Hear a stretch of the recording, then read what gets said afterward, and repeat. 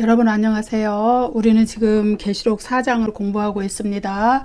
사도 요한이 이리로 올라오라고 말한 그리스도의 음성을 듣고 성령의 감동으로 하늘에 하나님의 보좌를 둘러싼 여러 환상, 여러 모습들을 환상으로 보고 있는 그것에 대해서 공부를 하고 있습니다.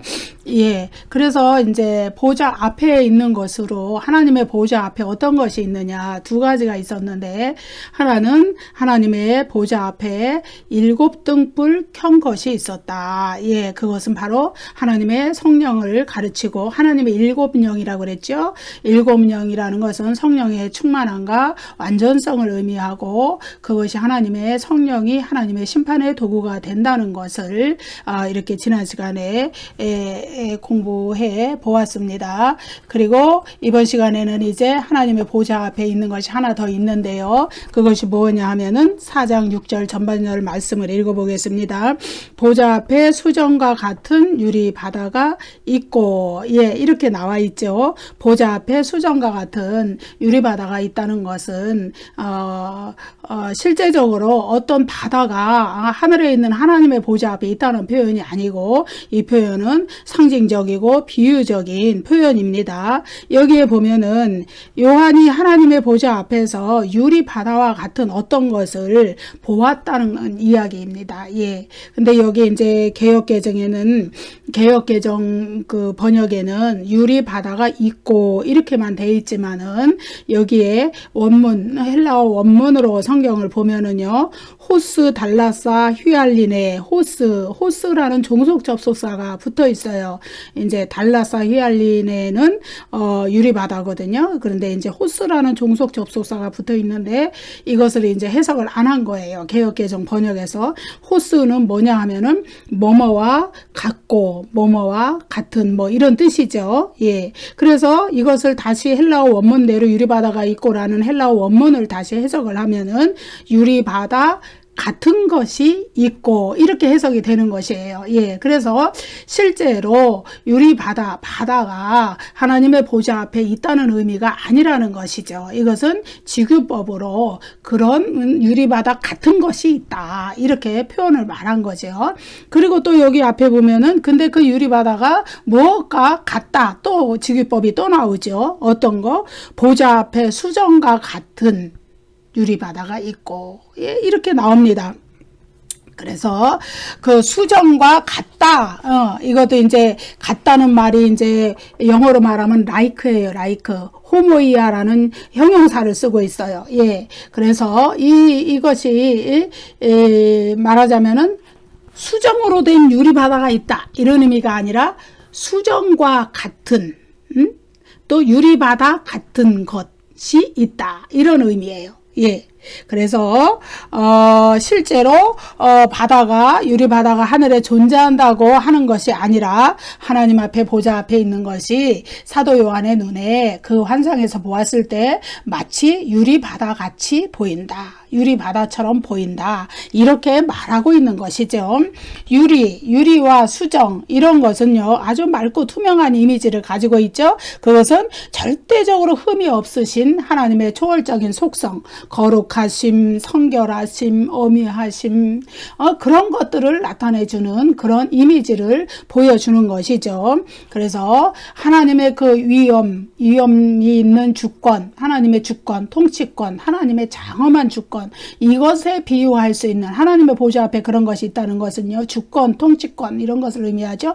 그것에 견줄 수 있는 지상의 통치자는 아무도 없다는 것을, 그 하나님 보좌 앞에 있는 그 장엄하고 성결하고 거룩하고 어미하시고 그런 그 장면을 사도 요한이 이렇게 묘사를 하고 있는 것을 우리가 볼 수 있어요. 이 구절에서 몇 가지 성경 본문과 연결되는 점을 우리가 생각해 볼 수 있는데, 첫째로 그것은요, 이 구절은요, 솔로몬의 성전에 있는 노새 바다, 놋바다라고도 그러거든요.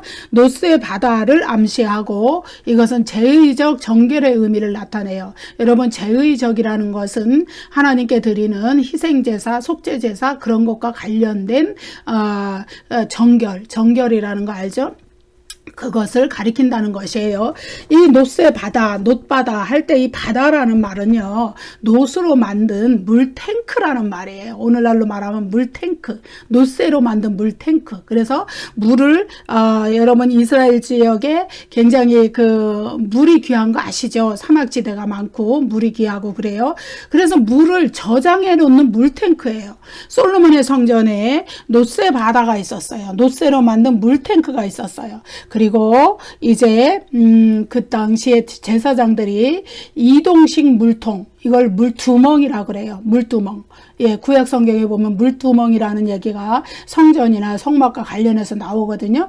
이 물두멍이 이동식 물통이에요. 여기다가 이 놋새 바다에서 물을 떠가지고 그 이동식 물통에 물을 가지고 운반해서 무엇에 쓰느냐? 희생 제물을 깨끗이 씻는 데 쓰거나 아니면 제사장들이 이제 이 제사 하나님께 제사를 드리기 전에 자기의 몸을 깨끗하게 씻는 그런 용도로 사용을 했었어요. 그래서 그 놋새 바다를 암시해 주는 것이죠. 하나님 앞에 제의적인 정결을 상징해 준다. 의미를 나타내 준다.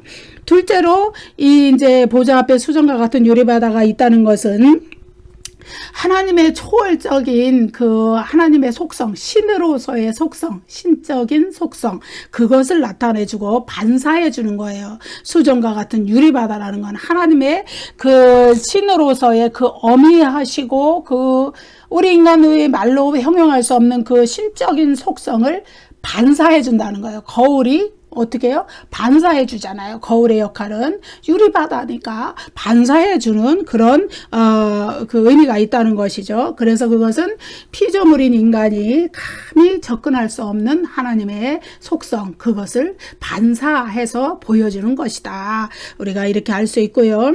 세 번째로 언어적인 평행을 찾을 수 있는 이 계시록 4장 5절과 보좌 앞에 수정과 같은 유리바다가 있다는 이 표현 과 언어적인 평행을 찾을 수 있는 요한계시록의 구절들의 의미를 우리가 생각해 볼 수 있어요. 먼저 계시록 2장 15장 2절 또 내가 보니 불이 섞인 유리바다 같은 것이 있고 불이 섞인 유리바다 같은 것이 있다 그러죠. 여기는 짐승과 그의 우상과 그의 이름의 소를 이기고 벗어난 자들이 유리바닷가에 서서 하나님의 검은 고를 가지고 하나님의 종 모세의 노래 어린 양의 노래를 불러 이르되 이건 무슨 얘기냐 하면은요, 짐승과 그의 우상과 그의 이름의 소를 이기고 벗어난 자들이 각종 그 우상 숭배와 황제 숭배와 하나님을 거역하고 하나님으로부터 이렇게 멀어지게 만드는 모든 세상의 악한 그것들을 박해와 고난과 핍박을 이기고 그러한 환경 가운데서도 자기 죽음을 무릅쓰고 순교를 무릅쓰고 경제적인 고난과 사회적인 핍박과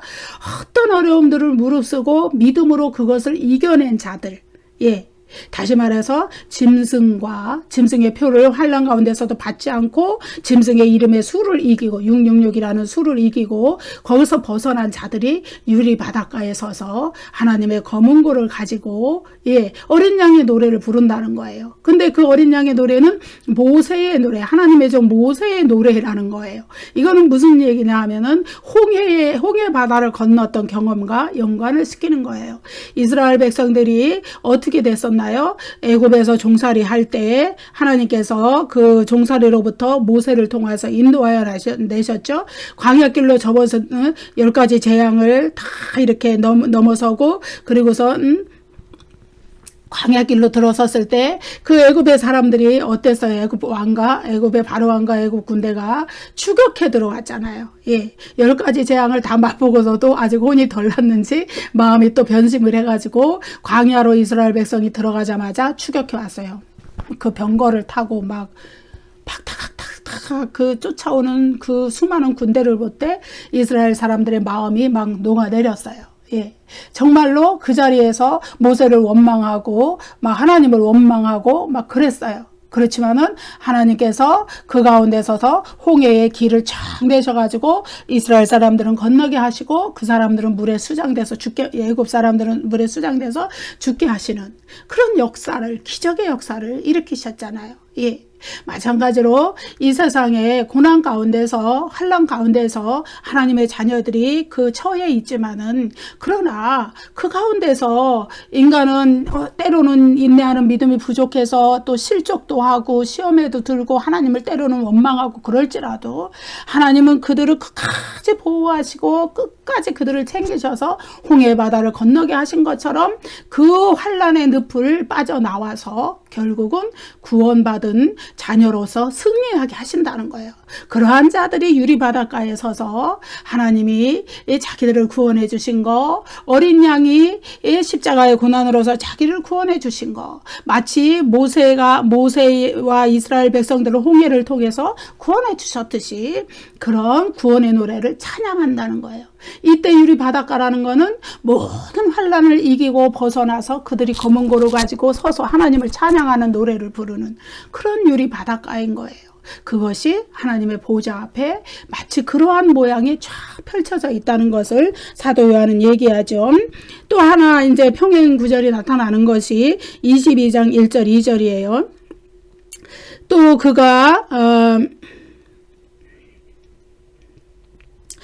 그가 수정같이 맑은 생명수의 강을 내게 보이니 하나님과 및 어린 양의 보좌로부터 흘러나와서 길 가운데로 흐르더라. 강자위에 생명나무가 있어 12가지 열매를 맺고, 이런 구절이 계시록 22장 1절에 나오거든요. 여기에서 뭐가 하냐면은 수정같이 맑은 생명수의 강이라는 거예요. 여러분, 여기 언어적 평형이 또 있죠. 수정, 수정과 같은 유리바다. 아까 15장은 유리 바다에 초점이 맞춰져 있었지만은 여기는 수정같이 맑은 생명수의 강을 보였다. 이 요한계시록에서 강이 보여주는 이미지는요, 구원의 이미지예요. 반면에 바다가 보여주는 이미지는요, 악의 이미지예요. 그건 이제 다음 항목에서 다시 할게요.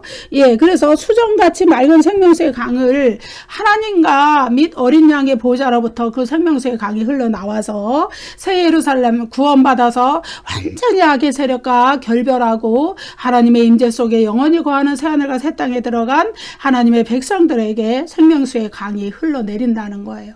그래서 창세기에서 사실은 범죄로 말미암아서 따먹지 말라고 한 그 선악 열매, 선악과의 선악을 알게 하는 나무의 열매를 따먹고 하나님께 불순종한 자들이 죄를 짓게 되고 그걸로 말미암아서 악한 일에 눈을 뜨게 된 채로 생명나무의 열매를 따먹게 될까봐 하나님이 처음에는 허락하셨던 생명나무 열매를 못 먹도록 이렇게 탁 차단을 해버리시잖아요. 불칼과 두루 도는 화염검으로 막아버리시잖아요. 생명나무의 길을 왜 막으셨느냐. 이미 죄를 지었기 때문에 죄를 지은 상태로 생명나무의 열매를 따먹게 되면은 죄를 지은 상태로 영생을 한다는 것은 영원한 지옥의 형벌을 받는 걸 의미해요. 하나님은 하나님이 사랑하시는 그 아담과 하와와 그 후손들이 그러한 처지에 처하는 걸 원하지 않으셨기 때문에 생명나무의 길을 막아버리셨어요. 그리고 대신 인간에게 죽음이 찾아왔죠. 그런데 이제 요한계시록 22장에서 창세기에서 막아버리셨던 생명나무의 길이 다시 열렸네요. 어떻게 열렸을까요? 예수 그리스도의 십자가의 구속 사역으로 인간의 죄를 다 해결하시고 난 뒤에 이제는 나무의 열매를 따먹고 그래도 영생해도 괜찮은 거예요. 죄의 문제가 해결됐으니까. 그래서 계시록 22장에서 수정같이 맑은 생명수의 강이 흐르고 그 강 좌우에 생명나무 열매가 막 맺히는, 어때요? 이런 이미지들이 있는 거예요. 그래서 계시록 4장 6절이군요. 제가 계속 5절이라고 한 것 같아요. 보좌 앞에 수정과 같은 유리바다가 있다는 여기에 함의된 이 의미들이 이렇다는 것이죠. 인내하는 믿음으로 고난과 환난을 이기고 벗어난 자들, 환난 속에서 끝까지 짐승에게 절하지 아니하고 짐승의 표를 받지 아니하고 짐승의 이름의 수를 이긴 자들, 그들 승리한 자들, 그들이 유리바닷가에 서서 하나님의 노래, 하나님의 구원의 노래를, 어린 양의 구원의 노래를 하나님께 찬양하고 감사하는 노래를 부르고, 또 하나는 이제 잃어버렸던 생명나무의 열매를 다시 먹게 되는 그 은혜와 영광을 하나님께서 주시고, 이런 이미지들을 가지고 있다는 것이죠. 그 다음에 이제 네 번째로 요한계시록에서 바다는 흔히 악의 개념과 연결이 되어 있어요. 그래서 바다 자체가 심판을 받는 대상이 되죠. 계시록 13장 1절, 21장 뭐 하여튼 이렇게 쭉 나오는데, 이 바다는요 어떻게 되냐 하면은 하나님의 보좌를 대적하는 사탄적인 악의 근원을 상징한다. 예. 그래서 수정같이 맑은 생명수의 강이 완전한 구원의 시대를 노래하는 그러한 상징으로 사용된 것처럼, 이 바다는 어떻게 하냐 하면은 하나님의 보좌를 대적하는 사탄과 연결된 개념이다. 그런 것이 있습니다. 자, 이렇게 해서 이제 계시록 4장 6절과 연결된 성경 구조들을 조금 더 묵상해 보았고요. 이제 계시록 4장 6절 후반절부터 8절 전반절까지는 이제 내 생물에 대한 묘사가 나타납니다. 그래서 4장 6절 후반절 말씀을 먼저 보시면, 보좌 가운데와 보좌 주위에 내 생물이 있는데 앞뒤에 눈들이 가득하더라. 내 생물에 대한 묘사죠. 내 생물은 하나님이 창조한 피조물 전체 중에서 생명을 가진 존재들을 대표하는 천상적 존재들이다. 그래서 구약에서 그룹, 스랍, 이렇게 이제 에스겔서에는 그룹이라고 돼 있고, 또 다른 성경에도 그렇게 많이 나와 있어요. 그런데 이사야서는 스랍이라고 돼 있죠. 스랍으로 묘사된 천사와 내 생물은 비슷한 천사들이다. 그 유사한 천사들을 나타낸다. 그래서 천사들 가운데 비슷하게 높은 지위를 가진 아주 대표 천사들을 가리키는 표현이다. 내 생물이. 그래서 이제 이 내 생물이 보좌 가운데와 보좌 주위에 있었다고 그래요. 보좌 가운데라는 거는 하나님이 앉아 계신, 좌정에 계신 그 보좌 자체를 의미하는 것이 아니라, 보좌 가운데라고 하는 것은 그 보좌를 둘러싼, 이렇게 동심원적으로 이렇게 넓게 둘러싼 이 구조, 거기에서 그것을 이렇게 이제 예를 들어서 넷으로 나누었을 때 그 넷의 중앙에 각각 내 생물들이 그 보좌를 호위하는 형태로, 보위하는 형태로 서 있었다는 것을 의미하는 거예요. 보좌가 차지하는 공간 안에, 그러니까 보좌가 있는 공간 안에 이렇게 둥근 원의 그 각 모퉁이에 내 생물이 서 있었다. 보좌 가운데라는 의미는 그런 의미예요.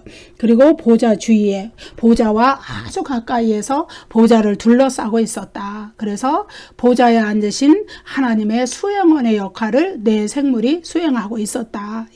그런 의미예요. 에스겔서에 에스겔 1장에서는 내 생물이라고 나오고, 또 에스겔 10장에서는 그룹들이라고 나오고, 이사야서에는 6장에는 스랍들이라고 나와요. 이게 모두 다 같은 대상을 가리키는 용어다. 이렇게 보는 거죠. 이제 같은 대상 내지는 유사한 대상, 그들을 가리킨다고 보는 것이죠. 그래서 그들의 가장 주요한 업무, 그들의 활동, 가장 하늘에서의 가장 주요한 활동은 하늘 예배였어요. 그래서 이 요한계시록 4장의 내 생물도 가장 높은 서열의 천사들로서 모든 피조물을 이끌어 전능하신 창조주를 예배하게 하는 천상적 존재들이다. 이 지상에서도 우주 만물 어디에서든지, 또 천상계에서도 살아있는 피조물, 살아있는 생명을 가진 피조물, 그들을 대표하는 천사들이다. 그런데 그들의 가장 큰 업무는 하나님을 예배하는 활동이다. 그래서 이 내 생물은 피조물의 세계를 지배하시는 전능하신 하나님의 강력한 대변자 역할을 하고, 또 하나님의 신적인 공의를 수행하는 심판에 참여하는 천사들이다. 그래서 요한계시록 4장에 하나님의 보좌, 그리고 보좌가 있는 거기에 있는 모든 구성원들, 네 천사, 24 장로들, 뭐 이렇게 그 모든 구성원들은 어떤 역할을 하느냐, 경배와 영광에 굉장히 집중을 하지만 또 한 가지 역할은 심판의 근원지이기 때문에 하나님의 보좌실이라 그래요. 하나님의 보좌가 있는 그 장소는 심판의 근원지, 거기로부터 심판이 흘러나오는 곳이기 때문에 심판을 준비하는 공간이기도 한 것이죠. 그래서 내 생물이 이제 역할은 크게 두 가지로 나타나요. 하나님을 경배하고 찬양하는 역할, 그것이 주요한 역할이고, 또 하나는 심판에 참여하는 거예요. 예수 그리스도의 심판에 참여하는 거예요. 그래서 이제 어린 양이 인을 떼실 때마다 첫째 생물이 또 둘째 생물이 뭐라고 이렇게 하는 장면이 계시록 6장에 가면 나오게 돼요.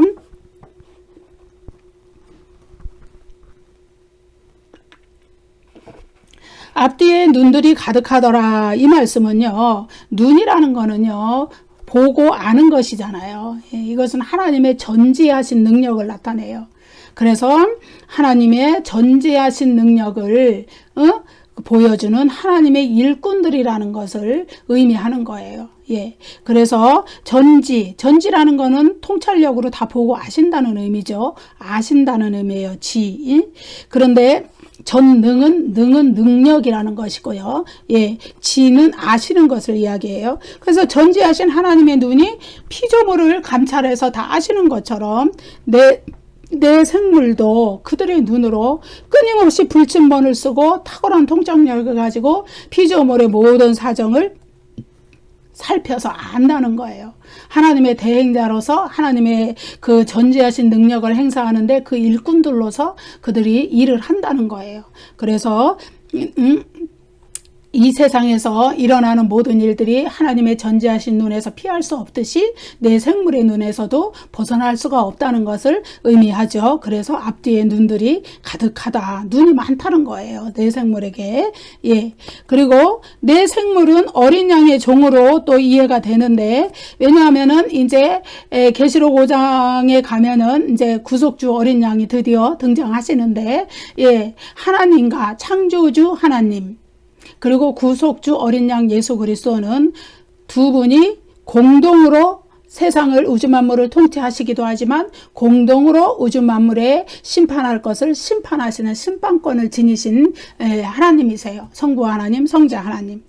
그런데 이 내 생물은 어린 양이 이제 7인을 떼실 때마다 하나씩 떼실 때마다 심판이 하나씩 진행되는데, 그때 어린 양의 심판을 수종드는 그러한 일꾼이다. 어린 양의 일꾼이다. 그래서 이 내 생물의 역할에 대해서 이렇게 살펴보았습니다. 4장 7절 읽겠습니다. 그 첫째 생물은 사자 같고, 그 둘째 생물은 송아지 같고, 그 셋째 생물은 얼굴이 사람 같고, 그 넷째 생물은 날아가는 독수리 같은데, 같은데, 그러죠? 이게 이제 사자 같고 송아지 같고 날아가는 독수리 같은데, 이거는 호모이온이라는, 그러니까 영어로 라이크예요. 뭐뭐가 같은, 그 형용사를 다 쓰고 있어요. 이 얘기는 실제로 사자가 아니고 사자 같다는 거예요. 송아지가 아니고 송아지 같이 생겼다 이 얘기예요. 그리고 날아가는 독수리 같이 생겼다. 실제로 날아가는 독수리 아니라는 거죠. 그래서 역시 직위법을 쓰고 있어요. 4장 6절처럼. 그래서 이제 요한계시록이 그래서 어려운 거예요. 많은 은유법, 직유법, 상징, 이런 것들을 사용하고 있기 때문에 그것을 이해하는 것이 참 어렵죠. 그렇지만 이제 우리가 그 어려움을 뚫고 하나씩 이해를 해 나가야 될 줄로 믿습니다. 저는 안 어려울까요? 저도 어려워요. 예, 저도 나름대로 계속 공부하고 공부해도 어려워요. 예, 그래서 이제 제가 요한계시록 강의를 다 끝내고 이제 지금 뭐 히브리서도 같이 하고 있지만 아무튼 요한계시록 강의를 다 끝내고 이제 히브리서도 끝나고 뭐 로마서, 요한복음, 뭐 다른 서신서 뭐 이런 것들을 하면 훨씬 쉬워질 것 같아요. 예. 그래서 이제 제가 이제 저희 가족들한테 그런 얘기를 해요. 성경 강의 중에서 뭐가 제일 어렵냐? 요한계시록이다. 가장 고난이도다. 예, 그렇게 얘기를 해요. 예. 물론 하나님의 말씀이 다 우리가 진심을 다하고 열성을 다해서 연구해야 되고 그 어려운 것은 다 똑같지만 특별히 그 중에서 요한계시록은 더 어렵다. 예, 그 말씀을 드리는 거예요. 사실 사도 요한이 어쩜 이렇게 상징적인 언어들, 은유법, 비유법, 지규법 막 이런 것들을 갖다가 이렇게 성경을 썼는지 마치 아주 고도의 문학을 공부한 사람처럼 그렇잖아요. 그런데 이제 아무튼 뭐 우리는 주어진 성경을 어떻게 하면 조금씩이라도 깨달을까 이해해야 되는 사람들이니까 예. 그렇습니다. 예, 아무튼.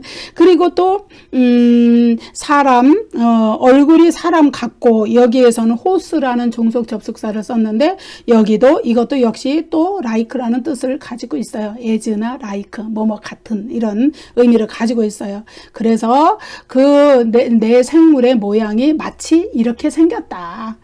사람의, 제가 이제 그런 얘기를 했잖아요. 하늘에서 본 것들을 사람의 언어로밖에 표현할 수 없는 그러한 한계점이 있다는 거예요. 예. 그래서 같고 같은데 이런 표현이 요한계시록에서 계속 나오는 거예요. 사람이 경험하고 아는 범위 내에서 언어들을 이해하게 돼 있어요. 근데 모든 사람이 하늘을 경험하지 못했어요. 하늘 세계를. 하나님이 계신 초월적인 영역, 천국을 이 세상에 사는 사람들로선 경험하지 못했어요. 말씀으로 알고 짐작하는 수준이에요. 그래서 거울로 보는 것 같이 희미하다 그러잖아요. 아직은. 그러나 사도 요한이 환상으로 본 것도 마찬가지예요. 그러나 사도 요한은 무언가 표현을 해내야 되는데 자기가 표현하는 것으로 사람들을 이해시켜야 되기 때문에 이와 같은 표현들이 나오는 거예요. 사자 같고 송아지 같고 내생물이 독수리 같고 사람 얼굴 같고 막 이렇게 표현을 하는 것이죠. 지규법으로. 그 다음에 여기서 내생물이라고 그러잖아요. 내생물은 숫자 4죠. 이거는 요한계시록에서 숫자 4는 뭐냐 하면은 하나님이 창조하신 온 세상, 예, 이 네 귀퉁이잖아요. 예, 이거 이렇게 동서남북, 예, 이건 온 세상을 강조하는 거예요. 예, 상징적으로 나타내는 거죠. 자, 사자의 형상은 무엇을 나타내냐 하면은 야생동물의 왕으로서 가장 강력한 것을 상징해요. 아까 제가 내 생물이 피조물 중에서 살아있는 생물을 대표하는 천사들이다 그랬죠. 예. 그 다음에 이제 송아지 형상은 희생제물로서 구별된 가장 고상한 거, 고귀한 거. 우리 구약 시대에 제사를 드릴 때 송아지 형상, 송아지 또 양 이런 것들을 제물로 드릴 때 흠없는 것으로 드렸잖아요. 예, 그런 것을 의미하는 거예요. 그 다음에 얼굴이 사람같이 생긴 현상은 가장 지혜로운 것을 상징하는 거예요. 이 세상에서 가장 지혜로운 거. 예. 날아가는 독수리 같은 형상, 독수리는 새들의 왕이죠. 이거는 가장 민첩한 것을 상징하는 거예요. 그래서 이러한 것들은 각각의 존재에 어떤 의미를 부여할 것이 아니라 어떤 것이냐 하면은 전체로서 이들 전체가 어떤 의미냐, 살아있는 피조물 중에서 생명 있는 피조물 중에서 가장 강력하고 가장 민첩하고 가장 지혜롭고 가장 고귀한 것, 이런 것들을 총체적으로 상징하는 거예요. 예, 그런 것들로서 하나님께 드려져야 한다는 것을 의미하는 것이에요. 그런 것들을 대표하는 내 생물이 하늘에서 하나님의 찬양과 경배하는 데 참여하고 또 어린 양의 심판에 참여하는 천사들, 예, 가장 높은 서열에 있는 천사들이다. 그것이 내 생물이다. 예, 이렇게 얘기하는 것이죠. 예, 온 세상에서 피조물에게 하나님에 대한 찬양과 경배를 모든 피조물이 드려야 된다는 걸 상기시키기 위하여서 하나님은 그 모든 피조물 만물을 대표하는 천상적 존재인 천사들을, 내 생물을 하나님의 보좌 가운데, 보좌 가운데, 그리고 하나님의 보좌에 가장 가까운 그 주변에 이렇게 배치하셨다. 예, 이렇게 알면 되겠습니다. 또 4장 8절 전반절 읽어보겠습니다. 내 생물은 각각 6날개를 가졌고 그 안과 주위에는 눈들이 가득하더라. 예, 내 생물이 각각 6날개를 가졌다는 것은 내 생물이 하나님의 뜻을 수행하는 신속하고 또 수행할 수 있는 신속한 힘, 또 수행할 수 있는 힘, 이런 것을 가졌다는 거예요. 예, 하나님의 뜻, 하나님의 명령을 수행할 수 있는 아주 신속한 힘을 가졌다. 그것을 얘기해 주는 거예요. 근데 그들은 각각 6날개씩을 가졌다. 이 6날개라는 의미가 조금 전에 그거예요. 예, 하나님의 뜻을 수행하는 신속한 힘, 예, 그것을 가졌다는 것이죠. 그 다음에 그 신속한 힘을 가졌다는 것이 어떤 면에서 이제 말할 수 있느냐. 내 생물이 하나님의 보좌에 매우 가까이 있었다는 거. 그럼 하나님의 명령을 즉각 듣고 즉각 시행할 수 있는 것이죠. 예, 우리도 하나님 앞에 매일 교제하고 기도하는 가운데 하나님의 음성을 듣고 하나님의 뜻을 분별하고 하나님의 뜻대로 살아갈 수 있는 힘이 생길 줄 믿습니다. 그래서 우리가 하나님과 멀리 하고서는 도저히 그렇게 살 수가 없어요. 여러분, 왜 말씀을 묵상하고 왜 하나님께 기도하고 하나님께 예배하고 이런 생활 가운데 머무르냐 하면 그 가운데서 깨어 있어서 하나님의 뜻을 분별하고 행할 수 있는 힘이 생기기 때문이에요. 그렇지만 그런 생활과 멀어졌을 때 우리는 영적으로 둔감해져서 그냥 뭐 하나님의 뜻과는 상관없는 우리가 좋아하는 삶을 살게 돼 있어요. 인간의 속성이 그래요. 우리가 비록 믿음으로 구원받았지만은, 믿음으로 의롭다함을 받았지만은 우리 속에는 아직 거듭나지 못한, 성화되지 못한 그러한 악한 본성들이 이 안에 뭐 가득 들어있어요. 그래서 우리는 죽을 때까지 기도하면서 죽을 때까지 성화되어 나가는 존재들이기 때문에, 그래서 매일 기도하고 매일 말씀 묵상하고 그러면서 하나님과 가까움에 있어야 되는 거예요. 내 생물은 하나님과 가장 가까운 위치에 있었다는 것이죠. 그리고 그들은 끊임없이 하나님을 찬양하는 존재들이었고, 그들은 또 하나님의 진노를 쏟는 심판에 참여하는 자들이었고, 그래서 그들이 하나님의 명령을 수행할 수 있는 신속함, 능력, 그런 것들을 가지고 있었다는 것을 6날개라는 이것으로 표현을 해줍니다. 또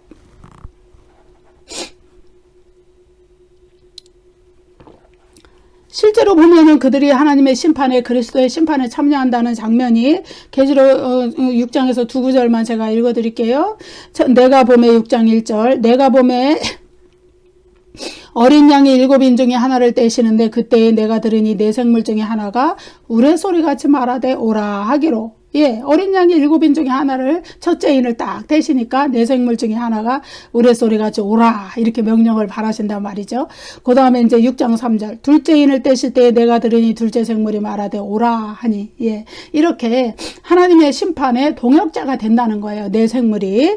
예, 또 그 다음에 그 안과 주위에는 눈들이 가득하더라. 눈에 대한 묘사가 반복되죠. 그 안과 주위에는, 그 앞에 6날개라는 표현이 나왔죠. 6날개의 안쪽이라는 거예요. 그리고 6날개의 둘레, 앞과 뒤에 둘레, 여기에는 눈들이 가득하다. 예, 그래서 내 생물이 눈이 많다는 것은 아까도 말씀드렸지만은 하나님의 전지성, 예, 모든 것을 통찰하시고 아시는 그 통찰력, 예, 그런 속성을 이 내 생물이 가지고 있어서 하나님의 심부름꾼으로서의 역할을 충실히, 대행자로서의 역할을 충실히 감당한다는 것이죠. 그래서 하나님이 전지하셔서 하나님의 눈앞에 우리가 무엇을, 불의와 거짓과 세상의 악한 일을 숨길 수 없듯이 내 생물의 통찰력 있는 이 여러 많은 가득한 눈, 예, 눈들이 가득하더라 많다는 얘기예요. 그 눈앞에 숨길 수 없다는 거예요. 이러한 사실들은 이제 당시에 그 하나님의 자녀들을 핍박하던 그 로마 황제와 그 절대 권력자들 박해하고 순교회로 가져가고 경제 생활조차도 자유롭게 하지 못하게 했던 그들의 악행, 그들의 모든 것들을 하나님이 감찰하신다는 것을 의미하는 것이고, 또 대조적으로 하나님의 백성이 그들에게 고난당하는 것을 다 알고 살펴서 알고 계시다는 것을 의미하기 때문에 하나님의 자녀들에게는 굉장한 위로와 격려를 주시는 말씀이시죠. 통찰력 있는 하나님의 눈앞에, 또 그들의 그 대행자인 이 네 생물의 눈앞에, 여섯 날개에 가득한 그 눈앞에, 숨길 수 없다 이거예요. 세상의 악행도 불의도 하나님께 대한 불순종과 하나님의 백성을 박해하는 사실도 숨길 수가 없다는 거예요. 그리고 또 우리가 또 고난 가운데서도 또 하나님만을 섬기고 하나님만을 믿고 나아가는 그러한 모든 사실도 하나님 앞에는 숨겨지지 않는다. 다 아신다. 그래서 우리에게는 우리의 모든 고난을 아시는 그 하나님이 우리에게 위로와 격려가 되신다. 여러분, 오늘 말씀은 여기까지 하고요. 다음 시간에 또 이어가도록 하겠습니다. 감사합니다, 여러분. 구독과 좋아요를 많이 눌러주세요. 감사합니다.